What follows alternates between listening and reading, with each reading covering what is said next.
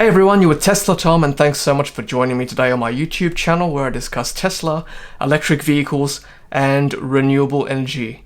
If this is your first time to the channel, hello and welcome. Please take a moment to hit that red subscribe button, and that way you stay informed of any new content, and it also helps my channel to grow as well. Today, I'm very excited to be able to unbox and review the Jeda version 3 wireless charging pad, as well as the Jeda USB hub for Tesla Model 3 and Tesla Model Y. We're going to do that and much more right after this.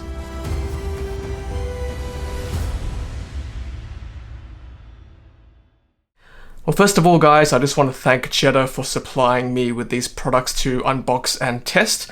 This is the very first time I've ever owned a Jeda product, so I'm very excited to go through the installation and review and testing process with all of you.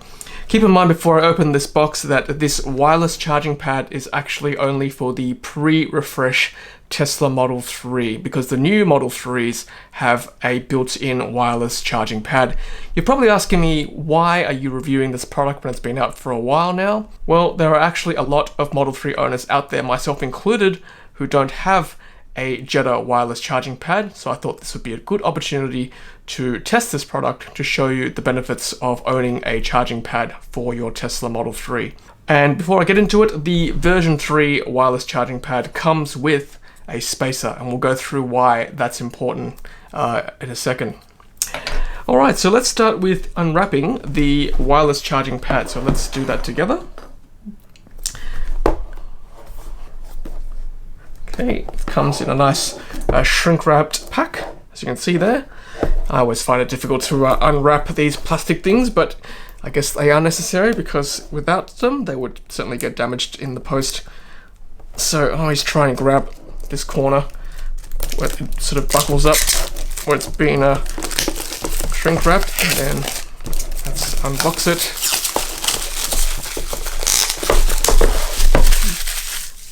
I certainly do like the packaging, looks lovely there. Nice inscription. And it comes out like this, in this kind of box. Right. Inside that trademark red that Jeda is known for. Let's have a look there. Designed in California by Jeda Products. Let's have a look at the electricals. 5 volt input, 1 amp, and all the way to 9 volts and 1.65 amps. And it's designed for Tesla Model 3, as you can see right there. Okay, so there are 2 slots there for the cabling, which I presume is here. There we are. And on the back, you can see there it's got a charging pad this way, and one for landscape as well. And we'll go through that, of course, in the car. Nice material. It's made of silicon, apparently. And it certainly feels solid and well made. Inside, like I said, comes with a couple of cables for plugging into the car. So take off these little clips. That's one. And there's 2.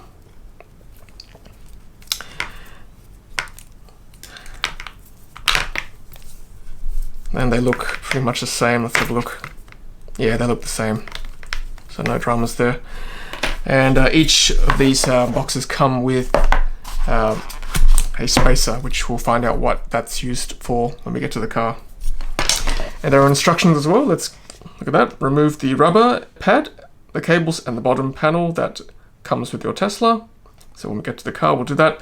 Connect the Jeda cables to the back of the Jeda wireless pad and place it on the tray.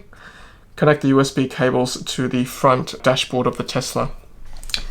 And what does that say? Add the spacer to increase the length of the ridge on your Model 3 or Model Y tray. The Jeda spacer also allows you to use a wired connection for fast wired charging, or in case a passenger does not have a Qi compatible phone model.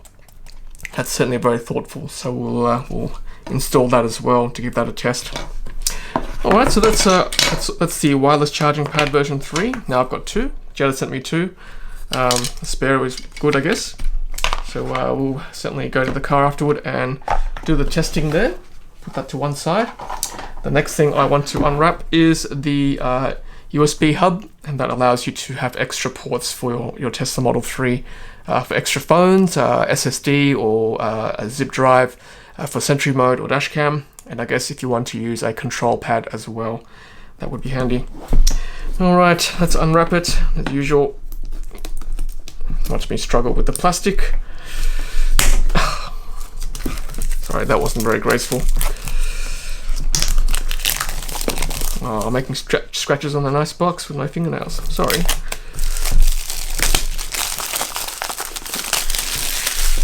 Okay, it's a nice box again. See, that says Get Jeda. That's cool. Jeda USB hub. Nice. On the back, it says Jeda USB hub for Tesla Model 3 and Model Y. Designed in California. It says it's got 2 USB-A ports and input, 2 USB-A ports, 2 USB-C ports, and 1 USB-A vertical port for output. Alright. Same deal, box again. Slip it open. Ooh, fancy. Turn it this way for you. Or should it be this way? I think it's this way. We'll go to the car and have a look. So, looks like it's got 1, 2, 3 USB-A ports and a USB-C port as well. And on the back, there's 2 USB-A ports, and they will insert into the car, I presume. I'll bring this up nice and close for you to see. Right there. And there's the other side. Nice material once again, solid construction. Really good. I'm looking forward to testing that. Let's have a look at the instructions there. Wait, hold up, hang on, wait. Tom, you're forgetting something here. Like, what about the secret compartment for the SSD drive? As I was editing this video, I thought to myself, I'm forgetting something here. There's something crucial about the USB hub that makes it really special. And then it occurred to me, of course there is. I've totally forgotten about the secret compartment for the solid state drive. So here it is again. This is the USB hub. I was thinking, okay, there's 3 USB-A ports, 2 USB-C ports. Where's this vertical USB-A port they were talking about? So if you press down here, this latch, or this cover, opens up, and inside there is a secret compartment. Look at that. So this has been designed for a SSD drive, and I think the reason that I forgot about it is that we don't use an SSD drive, just because generally speaking I will go through the files from the thumb drive fairly often and clean out the ones I don't need, so I've got enough space generally speaking. But I am hearing from others that a solid state drive is the way to go in case you miss any moments from Sentry mode or dashcam when it writes onto the next file. So certainly that's something I might be looking into as a future purchase for this USB hub. But inside here, as you can see, there is a special compartment. This stuff, you know, is quite good. It does help any solid state drive you might have to stay put. There's also this, which I think is magnetic, because it sort of seems to stick onto the bottom of the secret compartment pretty well. And there's a double-sided tape as well, which you can tape your solid state drive onto. And of course the cable is USB-C right there on that end, and then USB-A on that end. Hook it up and away you go. So that's really cool, and I guess it's handy if I guess as an extra security measure, then you know, put your SSD in there and no one is any the wiser. Once the Jeda USB hub is inside the console, align the USB connectors and push it forward. Introduce the Jeda USB hub into the center console as close as possible to the wall where the 2 USB ports are. Alright, we'll go through that, definitely. Alright, well that's the unboxing of the Jeda wireless charging pad as well as the USB hub. Let's go to the car and install it. Okay, so we're inside the Tesla Model 3 now. First thing you want to do when you install a new charging pad or when you're changing charging pads is that you want to remove your removable media, whether it be a thumb drive, zip drive, SSD, So this camera icon is currently red, which means that it's active. So you want to disable it to start with. So hang on to it until you see that flicker. Now it's turned grey. So now you know it's safe to remove your thumb drive. And now that it's removed, we are good to install the Jeda wireless charging pad and USB hub. Okay, so this is our current wireless charging pad. It's not a Jeda, it's from another company. And this is Joy's iPhone X Max right there. So you can see it's quite a big phone, and there's quite a bulky case over the top as well. And the problem with this old wireless charging pad was that it was difficult to have it in a portrait orientation. So we kind of had to squish it in like that with the case on. It fit most of the time, but as you can see, it's there's a risk of damaging the phone and the charging pad. Works okay in landscape orientation, but certainly in portrait is a bit of a squish. So what we're going to do today is take out the current charging pad, and to do that, you slide it open like that, and you take out this bit here, which is the bottom, the bottom, what do you call it, the casing or facet. It's not really cosmetic really, but sort of protect that bit there. And then you can remove the charging pad like that. Take out the back plugs.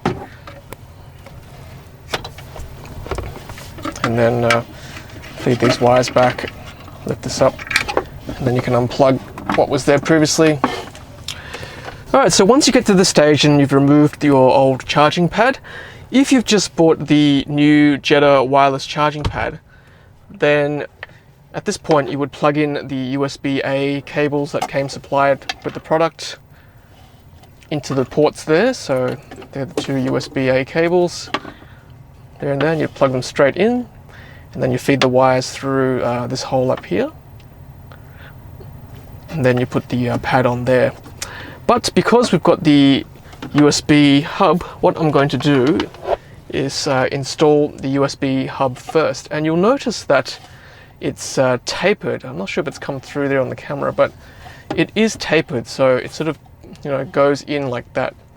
And that's deliberate because the shape of the cubby down here is tapered as well, so it sort of tapers down into the cubby. So just follow the shape of the taper. So you want to go all the way down like that, so follow with this leading edge on the back of the cubby. And of course, back to my earlier boo-boo of forgetting the solid state drive compartment. Make sure you install the solid state drive first in there before you install the hub itself. And I forgot to mention previously that it's about the size of probably, well, the width of a credit card at least, and maybe 1.5 times in length. And yes, that is a Dan Murphy's gift card I got for my birthday, right there. And that way you don't damage the product. And that should just slip down into the hole there. And pretty much when you reach the bottom, when the charging pad reaches the bottom of the cubby, you should be able to find the USB-A ports by just gentle winking in, and then just push it in like that. And that sits really flush with the floor of the cubby down here, or at least down here on the step, and then sits flush with the sides and also the back of the cubby as well. Okay, now that we've installed the USB hub, next step is to install the Jeda wireless charger. You can tell it's a Jeda because of the trademark red. Ta-da! Nice and red there. And you'll see some micro USB ports right there. So what you want to do is grab the micro USB to USB-A that came with the product. Let's install them together first. So there's always an orientation that's correct. Only one way you can install that, so let's plug those in. And once you've done that, flip the product around, and you don't want to get your wires crossed, so let's make sure they're separated. So left and left, right and right. Let's feed that through the hole in the phone docking area there. Feed that through there. Okay, then we feed them through like that, very carefully, like that, pull them through. Okay, and then rest the charger on the platform, lift it up like that and correlate left this way and right this way. Then once that's secure, good to go. Alright, so now that you've got your charging pad installed there, the next thing is to install this, which is what came with the Jeda Wireless Pad. It might look a bit odd, but it will make sense very shortly. So this thing, which I took out initially with my old charging pad, this came with the car. So this, you would have seen that when you bought your Model 3. So then what you do is with this, you want to add it to this. So basically this is like an extension, and this is a buffer, and you'll see why you need this in a second. But let me install this for you first. So you can see little tabs there that fit like that. Let me just show you there. That tab goes in that tab, and they and just find the right taper as well. So they both should taper down. So once they slip in like that, then you want to lock it in like that. And once it's locked in, it forms one piece. Okay. And then you go down to the wireless charging pad bit, and you'll see there's a tab there that slots into that lock. So again, same thing. Find the right orientation, tapers down this way, and line it up, and then there. So there we are. That's now all one big chunky piece. And why is it chunky? Because then this allows a larger phone to sit in this slot. Before, as you remember, Joy's old iPhone XS wasn't fitting, but now that we've got the extra bit of room here with that recess, ta-da! Now it fits comfortably. So look how much room there is now. She can actually slot up all the way there. She's got a good 10 centimeters extra charging room there, which is great. So she can now have it in portrait, of course have it in landscape as well, no problem. It's charging fine. And we can charge her phone next to my phone. So let me grab my phone, put it side by side. There we go, happy couple, charging side by side. Fantastic. Okay, so now that we know the charging pad is working, what happens if you're giving a lift to a friend, or if you've got a passenger or a customer who doesn't have wireless charging? Then you better use a cable. So in this situation, we've got a USB-C to a lightning cable for an iPhone. So let's lift up the charging pad here, and let's plug one end into the USB-C port down there. Here's my iPhone 11. Let's plug it in there. Awesome, that's working well. Let's see whether we can charge a watch, Apple Watch. So Apple Watch has got a USB-A connection. Let's plug it in there. Got our Apple Watch here. Yep, that's charging too. Fantastic. Can we charge a GoPro? So I brought my GoPro 9 here.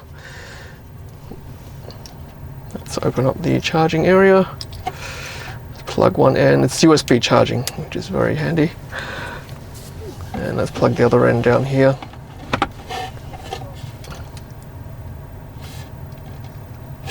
Red light comes on. Bingo, that's working fine. And now that we know it's pretty versatile with its charging, we better put our zip drive back in. Now we've just got a SanDisk USB stick. I've seen other people use a solid state drive. So it doesn't. It's up to you what you want to use. We're pretty happy with just the USB stick, so we're going to keep doing that. So now that we've got extra slots down here, we're going to stick that into the USB-A slot. And of course, with USB devices, you've always got to make sure you've got it the right way around. In this situation, I don't. So I'm going to turn it upside down. Okay, so let's go back to the screen. Okay, so we know it's working because the camera icon has reappeared. Let's give it a long press, see the flash, and it should turn red pretty soon. Ta-da! There we are. Now we know Sentry mode's working. Excellent, so it's all in working order. Now the last thing I do want to test is whether the control pad works with the USB hub. Now this is potentially, arguably, the most important thing to try. So let's give that a shot.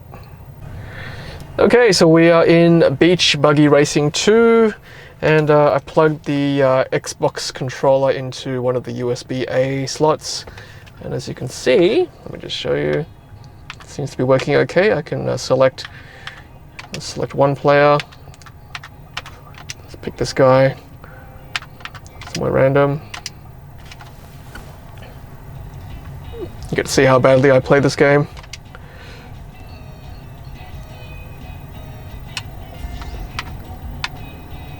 Yep, it's definitely working. It's fairly responsive. Okay, so it looks like the control pad is working with the USB hub from Jeda. So there you go, guys, that's the Jeda USB wireless charging pad, as well as the USB hub for Tesla Model 3. And once again, thank you to Jeda for supplying these products for me to test for you guys.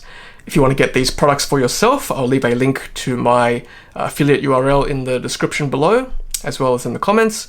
The USB wireless charger is $99 US, whereas the USB hub is $79 US.